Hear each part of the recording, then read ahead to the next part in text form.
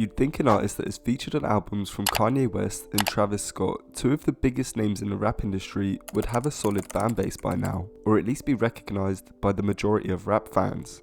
But that isn't the case for Kenyan artist KayCyy. In fact, the opposite has occurred, with the rap industry pretty much abandoning him. Keep watching to find out how he got chewed up and spat back out by the biggest names in hip hop. First, however, we need to understand KayCyy's involvement with Ye and Travis Scott, as if you simply look at their Spotify pages, you could call me a liar for saying the artist was featured on their albums, as it isn't listed on any of their songs. We'll begin with Kanye and Donda, and it wasn't just KayCyy's voice that Ye utilised for his 10th studio album. Also known as Mark and Bogo, the artist had writing credits on several songs, including Keep My Spirit Alive, 24, Praise God, and Hurricane, with the latter two being the highest streamed songs on the album.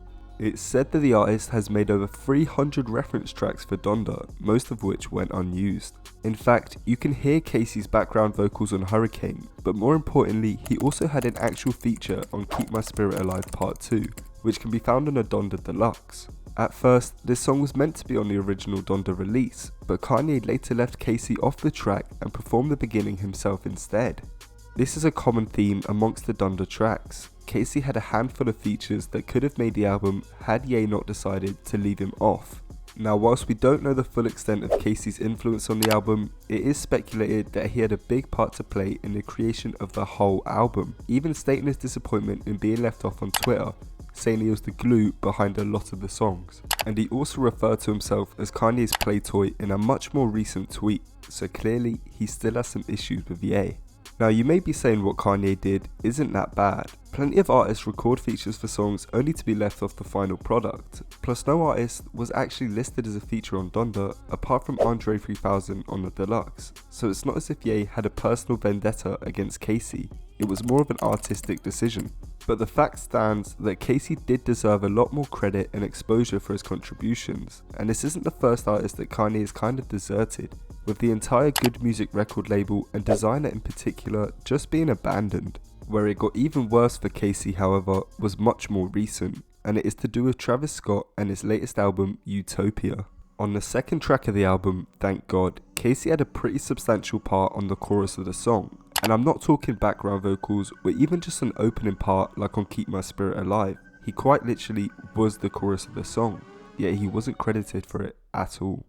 If the album had just released, this wouldn't be an issue whatsoever, because not a single artist was credited when the album first dropped. Many thought it would be the same situation as Astroworld, where the features would never end up being recognised as part of a stylistic choice.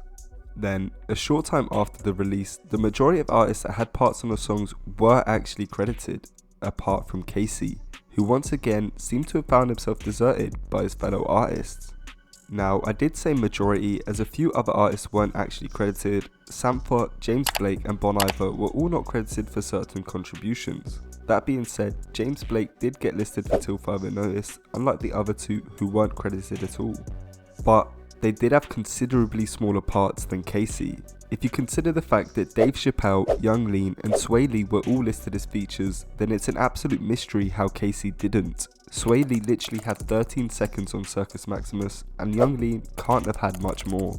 As a result of this, KayCyy once again spoke out about being left off on Twitter, stating that he is not a background singer and then cursing Travis Scott, and it's completely understandable.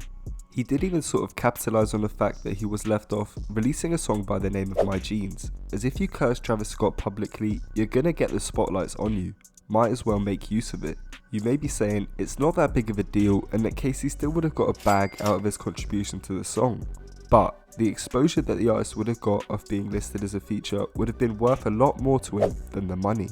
Utopia is the highest selling rap album of 2023, selling almost 500k first week. And if that isn't enough for you, two artists who are in similar positions to KayCyy earned millions of monthly listeners simply by being listed as a feature on the album.